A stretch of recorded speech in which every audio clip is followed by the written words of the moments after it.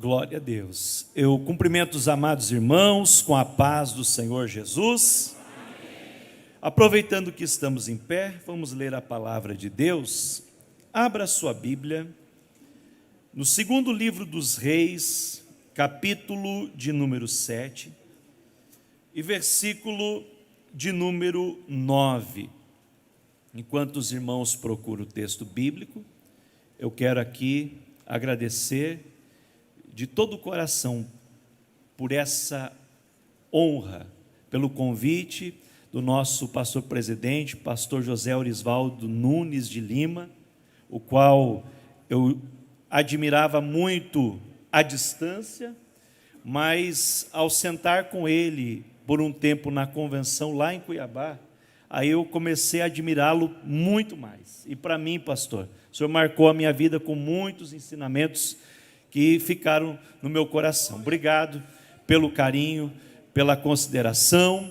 É um prazer rever também o pastor Jairo Teixeira e também fazer menção aqui dos meus amigos, pastor Eleazar Cavalcante, coordenador dos jovens e também representante da comissão de planos e estratégias de evangelismo e discipulado, lá na CGADB, representando muito bem o estado de Alagoas. Eu estou tentando localizar o servo de Deus, eu não sei onde é que ele está. Está aqui atrás, né? Glória, está por aí. E o meu amigo presbítero Tiago, que é um homem de coragem. Receber você já viu o meu tamanho, a minha esposa, que não é tão baixinha também, a minha filhinha, que é pré-adolescente, come bastante, e ainda a minha sogra. Olha só, irmãos, isso é maravilhoso. É um servo de Deus abnegado e que tem cuidado de nós. Desde que nos conhecemos, foi enviado pelo pastor José Orisvaldo lá em Santa Catarina, em Joinville, um dos nossos eventos. Nós tivemos uma comunhão muito maravilhosa e estamos aprendendo com o Tiago e com a igreja aqui de Alagoas, assim como a gente também tem tido a graça de poder contribuir e somando juntos para o reino de Deus. Obrigado, Tiago, Deus abençoe em nome de Jesus. Os irmãos encontraram o texto bíblico? Diz assim a palavra do Senhor: então disseram uns aos outros: não é certo o que estamos fazendo. Este dia é um dia de boas novas e nós nos calamos. Se esperarmos até a luz da manhã, seremos tidos por culpados. Vamos agora mesmo anunciar isto no palácio real. Amém. Estejam assentados, glorificando e bendizendo ao nome do Senhor Jesus. No mês de abril do ano passado, Deus me deu a grata satisfação de publicar um livro, que é um livro didático do curso Teologia Aplicada, que é o equivalente ao curso médio, mas com enfoque prático, no IBE, que é o Instituto Bíblico Esperança, lá de Porto Alegre, Rio Grande do Sul. O meu pastor Sérgio Melfior, foi convidado para escrever o livro e, devido às suas muitas atividades, não pôde. Então nos incumbiu dessa tarefa. E esse livro hoje ele é usado em todo o Rio Grande do Sul para a glória de Deus, e temos uma parceria muito linda com a igreja em Porto Alegre. E eu trouxe um exemplar aqui e dediquei ao pastor José Orisvaldo Nunes de Lima, dizendo o seguinte: o senhor é uma referência para todos nós. Com grande apreço e consideração, então receba, meu pastor, esse livro de presente.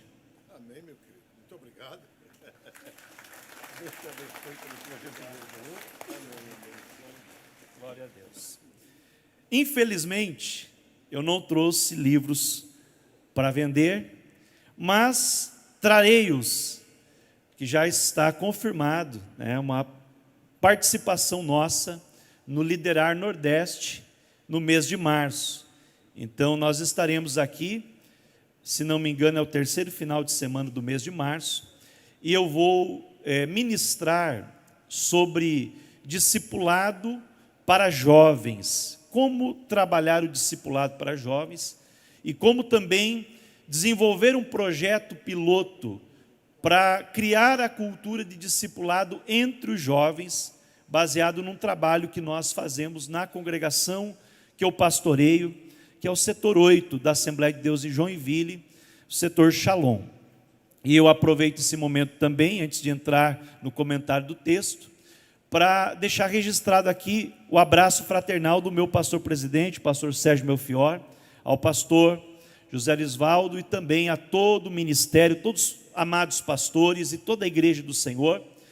Ontem saí do gabinete dele 2 da madrugada, de uma reunião, estávamos ali tratando de alguns assuntos da obra de Deus, os projetos do evangelismo e discipulado para o próximo ano em Joinville, recebendo também o reforço de um pastor de outro estado que estará nos ajudando também nesse trabalho. E eu disse: meu pastor, o senhor me autoriza eu participar do culto e pregar amanhã à noite, né, a convite do nosso pastor José Orisvaldo lá em Maceió? Ele me autorizou, porque na nossa reunião de pastores ele proibiu todos os pastores nas férias de pregar, porque se deixar, como o pastor falou, os pastores ficam pregando e não descansam, e as nossas férias são 10 dias apenas por ano. Então a gente pediu autorização, ele não só me abençoou, mas pediu para eu trazer o abraço dele ao pastor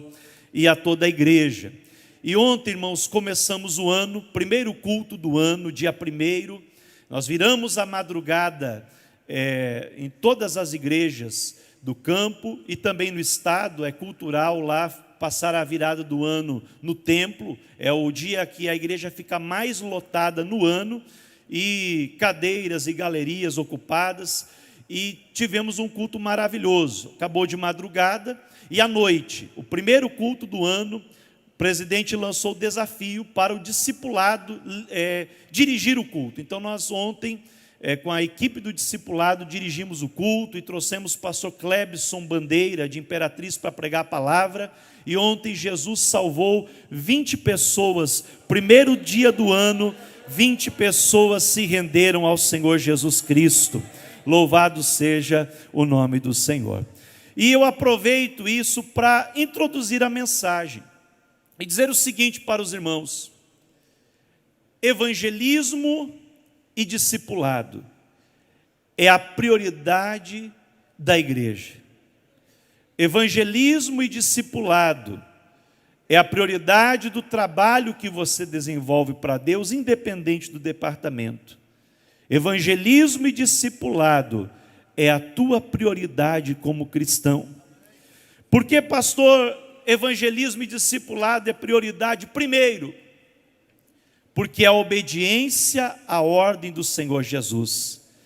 Todo crente é obediente, e eu, quando discipulo, e sempre estou discipulando alguém, eu digo para o novo convertido: irmão, até hoje, você lá na escola aprendeu o alfabeto da seguinte maneira: A, B, C, D. Mas agora que você se converteu, o alfabeto mudou. Agora é O, B, D, C. Você pode repetir comigo? O, B, D, C. Esse é o beabá do salvo em Cristo Jesus. Você pode dizer amém? E a última ordem, que nós chamamos de grande comissão, Jesus disse aos seus discípulos e por consequência para toda a igreja: portanto, ide, fazei discípulos de todas as nações, batizando-os em nome do Pai, do Filho e do Espírito Santo, e ensinando-os a obedecer tudo quanto eu tenho mandado a vocês. E eis que eu estou com vocês todos os dias, até a consumação dos séculos. Glória a Deus. Por que prioridade para mim evangelizar e discipular? Porque sem evangelização e sem discipulado não há salvação de almas. Meus irmãos, nós precisamos saquear o inferno e povoar o céu. E conforme a lição da escola dominical do último domingo, que eu tive o privilégio de ser o professor na igreja que eu pastorei e congrego, Nós precisamos apressar a vinda do Senhor. Como? Evangelizando e discipulando pessoas. Eu e você temos um compromisso. Nós colocamos o compromisso para a igreja precisa evangelizar o mundo, mas esquecemos que eu sou igreja, e o mundo, Deus vai cobrar da igreja universal, da igreja invisível, da igreja como corpo de Cristo, como um todo. Cada geração é responsável pela sua geração. E talvez Deus não vai cobrar o mundo inteiro de você, mas Deus pode cobrar o seu mundo. As pessoas ao seu redor, as pessoas ao meu redor são responsabilidade nossa. E nós precisamos fazer propósito com Deus e dizer: Senhor, eu quero ganhar a minha vizinhança para Ti neste ano. Eu quero ganhar as pessoas ao meu redor, eu quero ganhar a minha família para o Senhor. Agora é o momento oportuno.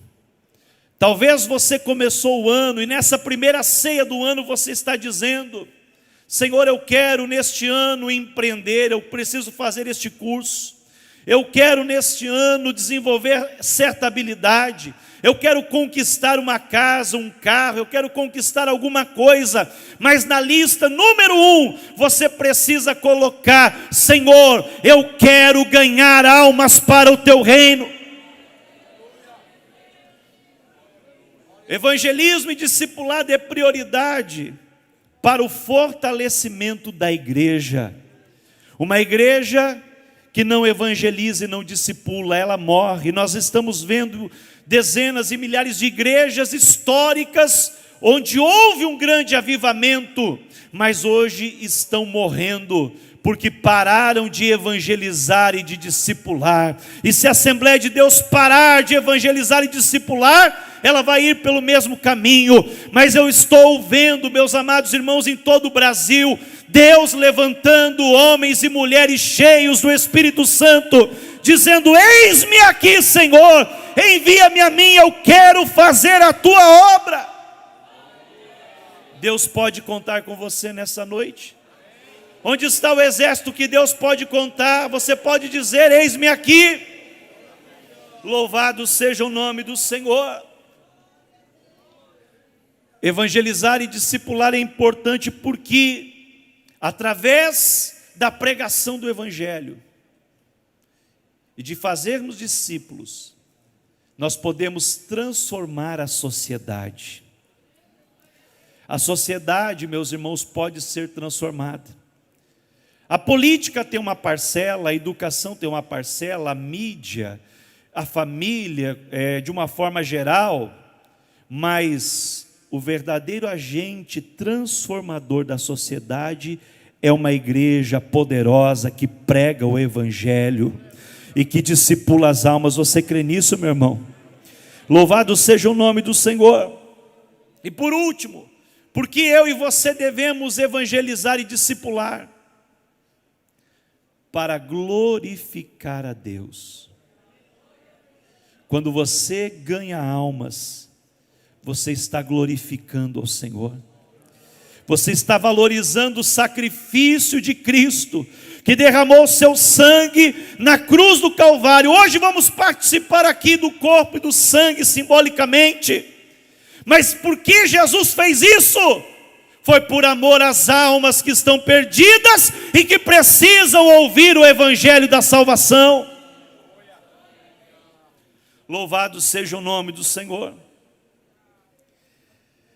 Enquanto eu escrevi este livro e em meio às pesquisas, surgiu uma frase que me impactou muito. Na internet ela está atribuída a Charles Spurgeon. Eu fui pesquisar um pouco mais e descobri que não tem um autor conhecido. Alguns até falam de Wesley. Não se sabe quem é o autor, mas é uma frase que ela nos faz entender o que é a evangelização. E diz o seguinte: evangelizar ou o evangelismo, eu não vou conceituar que evangelismo e evangelização são coisas diferentes. E daí, se você ler meu livro, depois você vai entender a diferença. Eu estou falando de forma geral. Evangelismo é um mendigo contando a outro mendigo onde encontrar o pão. Eu vou repetir: evangelismo é um mendigo carente, pobre, necessitado, sofrido, maltrapilho, mas que encontrou o pão, está agora alimentado, está agora glorificando, aleluia. E ele, na condição de pecador, ele diz: você é um pecador faminto, eu vou te levar para o lugar onde tem pão, eu vou te trazer para a casa do pão, e você vai se alimentar. O pão da vida, que é Jesus, está disponível para todos os famintos. Você pode glorificar o nome dele. Você já encontrou o pão, você está alimentado, mas tem alguém do teu lado, na tua rua, lá no teu trabalho, lá na faculdade, lá na escola, que está faminto e tenta preencher a fome da alma com a prostituição, com os vícios, com as drogas, com uma vida leviana, com o humanismo, com o secularismo, tenta preencher com filosofia, mas nada sacia a fome do ser humano, a não ser o pão vivo que desceu do céu, e você sabe onde encontrá-lo. Louvado seja o nome do Senhor. Esse pão é o Evangelho de Cristo. E a Bíblia Sagrada fala muito da palavra Evangelho. A palavra Evangelho, ela aparece bastante no Novo Testamento, mas no Antigo Testamento, ela aparece mais ou menos 6 vezes. E eu gosto da etimologia, de pesquisar um pouco a origem das palavras, porque nos remete à ideia que o autor quis transmitir a nós. E na Septuaginta, que é a tradução grega das escrituras hebraicas do Antigo Testamento, aparece essa palavra grega, evangelho, boas novas, 6 vezes. 4 vezes relacionando a batalhas e 2 vezes relacionado à recompensa pela boa notícia. Então a palavra evangelho, ela significa tanto a boa notícia em si, e também a recompensa daquele que leva a boa notícia. Aleluia, o evangelho é tão poderoso, irmãos, que quando você leva a boa notícia, você pensa que quem está recebendo vai ser o mais beneficiado.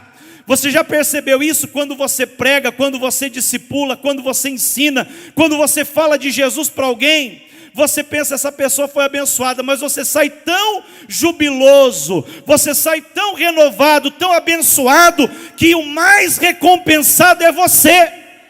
O evangelho é a palavra, mas também a recompensa. E os gregos, eles diziam que evangelho era o sacrifício de agradecimento pela boa notícia. Quando recebia-se uma notícia boa, eles sacrificavam aos seus deuses. E os romanos pegaram essa palavra e mantiveram a palavra grega evangelho, mas de uma forma diferente. Eles usaram essa palavra para destacar notícias importantes. Por exemplo, a palavra evangelho, ela significa novas que trazem alegria. E lá nos tempos de Jesus, olha que coisa interessante, foi pregado um evangelho muito poderoso para a época, na visão dos romanos, que era o evangelho de César Augusto. Por quê? Porque quando existia uma notícia que mudava a história da civilização, uma notícia que poderia transformar a vida dos ouvintes, uma notícia que faria com que a ordem social fosse mudada. Então essa notícia era chamada pelos romanos de evangelho. Quando César Augusto, contemporâneo ali da época de Jesus, assumiu o trono, diz a história que em todas as partes do Império Romano se pegou um pergaminho, um rolo, e os arautos, os evangelistas, iam até as vilas e liam Evangelho de César Augusto. Só se dava o nome evangelho a algo muito poderoso. César Augusto nasceu na época tal, ele viveu de tal forma, ele foi um general, ele conquistou grandes tropas, ele foi um herói de guerra, ele conseguiu anexar territórios e agora ele foi coroado como imperador. E essa notícia é uma notícia que mudou a história do império. Então nós vamos comemorar, vamos celebrar esse evangelho, essa boa notícia, porque César Augusto agora é o imperador de Roma. E em todas as partes eles jubilavam, faziam sacrifícios. Claro que os povos vassalos não gostavam, mas tinham que comemorar porque era o evangelho. Evangelho, nesse contexto, era uma notícia capaz de fazer história, de mudar a vida. Por isso, quando o evangelista Marcos foi escrever o seu relato da biografia de Cristo aos romanos, ele não começou como Mateus, como Lucas, como João, mas ele começou assim: Evangelho de Jesus Cristo. Porque os romanos entendiam que evangelho era o nascimento de um rei, era uma notícia que transformava vidas, era uma notícia de alguém que venceu a batalha. O evangelho, quando chegava a notícia para um povo, chegava da seguinte maneira: nós lutamos por vocês, nós conquistamos o inimigo, nós vencemos por vocês e hoje vocês são um povo livre. E Marcos está dizendo: Jesus nasceu, Ele mudou a história, Ele morreu por você e hoje você é livre para glorificar a Deus. Essa é a boa notícia do evangelho, é uma notícia que muda a vida. Você pode glorificar a Deus. Agora muitos pensam que para pregar o evangelho é necessário ser alguém importante, é necessário ser alguém que tem grande conhecimento, embora tudo que você puder aprender é ótimo. Pessoas pensam que para pregar pura e simplesmente o evangelho tem que ter uma série de pré-requisitos. E eu gosto muito de uma ilustração que o meu pastor costuma dizer, que em uma determinada aldeia chegou um missionário, lá no interior da África, e começou a evangelizar os nativos, aprendeu o idioma e ensinou para eles João 3,16. Você lembra de João 3,16? Porque Deus...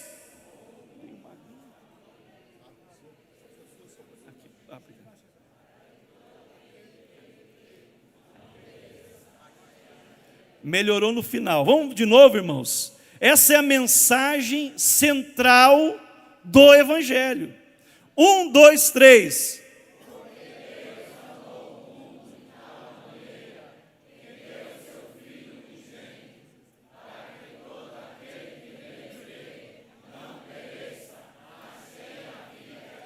Glória a Deus, louvado seja o nome do Senhor. E após aquele culto, um dos nativos que estava ali disse: missionário, você poderia orar a Deus por mim? Sim, posso orar. Qual é o motivo? Eu quero pregar o evangelho. E aquele missionário ficou um pouco incrédulo. E disse, mas olha, você tem que aprender mais, tem que fazer um curso teológico, você precisa se preparar melhor. Você só sabe um versículo.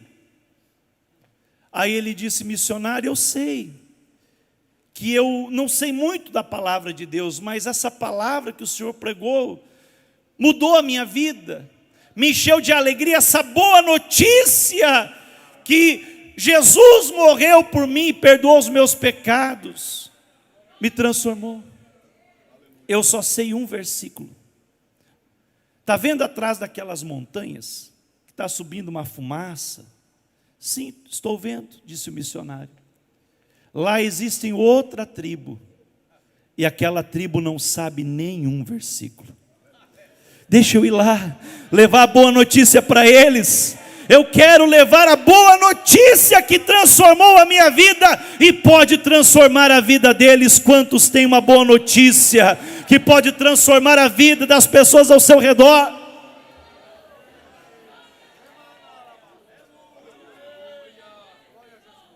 O texto que eu li, eu não fugi do texto, irmãos.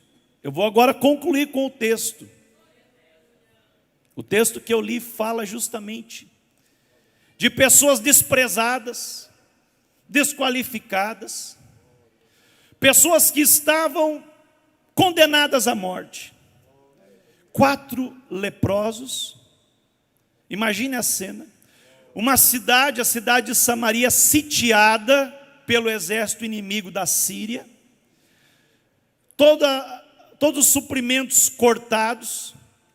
Vamos fazer uma analogia hoje, lá a faixa de Gaza, né? Não pode entrar energia elétrica, tal, está cercado, e não tinha o escape que o povo palestino tem para o Egito, tudo trancado, ninguém entra, ninguém sai, vamos deixar esse povo morrer sem nada, e o povo morrendo de fome.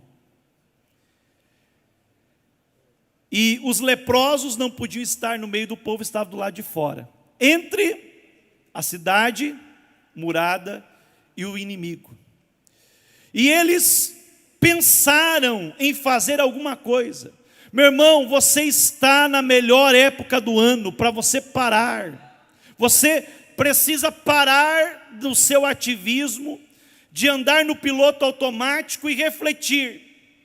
O que eu preciso fazer para ter uma mudança na minha vida? Se eu continuar fazendo o que eu faço do mesmo jeito, nada vai mudar. Mas eu preciso ganhar a minha família para Jesus, os meus vizinhos para Jesus, meus parentes para Jesus. Então o que eu vou fazer? Eles pensaram, temos que fazer alguma coisa. Se nós ficarmos aqui, vamos morrer. Se entrar na cidade, vamos morrer. E se formos para o arraial dos sírios, tem uma chance remota de eles não nos matarem e nós podemos comer e sobreviver. Vamos lá então. Mas Deus, irmãos, gosta de pessoa que tem atitude de fé, de pessoas ousadas. Eles foram como 4 leprosos, mas para os inimigos eram 4 exércitos que estavam chegando ali. Eram cavalos e carros de guerra e eles fugiram apavorados. E deixaram todos os víveres para trás, todos os alimentos, todas as riquezas, tudo o que havia. E os leprosos pensaram, olha, que interessante, não tem ninguém. Olharam de um lado para o outro, parece que todo mundo fugiu. Entraram numa tenda, comeram. Lembra? O mendigo que comeu, ficou com a barriguinha cheia. Entraram noutra tenda, tinha ouro, tinha vestes, cavaram, esconderam. Entraram na outra, tiraram uma soneca, tinha muito conforto. E aí, o Espírito de Deus deu alerta. Deus só me trouxe aqui, irmão. Eu nem vou falar sobre estratégia, depois, em março a gente vai falar sobre isso. Deus só me trouxe aqui, para te dar um alerta. E esse alerta é o alerta que o Espírito deu para os leprosos. Este é um dia de boas novas. Xarabacanteremaste, candaramaste, candarai. Você está aqui feliz, alegre, alimentado, bem cuidado, cheio da graça, cheio do Espírito Santo, com as riquezas celestiais, com os dons espirituais. Mas a cidade está morrendo, na perdição, na droga, no pecado, no Réveillon. Quanta gente se matou, quanta gente foi morta. O povo está morrendo à fome de Deus e se lançando ao pecado. Este é um dia de boas novas e nós nos calamos. Será que isso está certo, irmão? Eu querer só para mim ser abençoado, fazer campanha a propósito para ficar próspero, para ficar rico, para começar o ano bem, para ter um ano de vitória, e as pessoas ao meu redor estarem perecendo. Se esperarmos até a luz da manhã, seremos tidos por culpados. Você vai esperar até Jesus voltar e você vê aquela pessoa indo para o inferno? Você vê aquela pessoa ficando na grande tribulação? Aquela pessoa no juízo final dizendo: olha, esse meu vizinho era crente, nunca falou de Jesus para mim. Ou você vai se levantar nessa noite e dizer: vamos agora mesmo anunciar. Aleluia. O incrédulo disse: nem que se abra a janela no céu, não vai acontecer isso, não vai ter alimento e abundância. Sempre vai ter um incrédulo no meio do povo de Deus, mas o incrédulo não vai participar da bênção. Aleluia, porque Deus abre janela no céu e o pão é para todos. Xarabacanteremaste, candarai. Você pode glorificar o nome do Senhor. No último minuto que me resta, eu quero citar o meu pastor novamente. Eu trabalho 21 anos com ele, eu sou discípulo dele, tenho a marca do cajado dele no lombo. E ele disse, uma vez, e nós anotamos essa frase, hoje está muito divulgado no Brasil: evangelizar é dar um copo com água,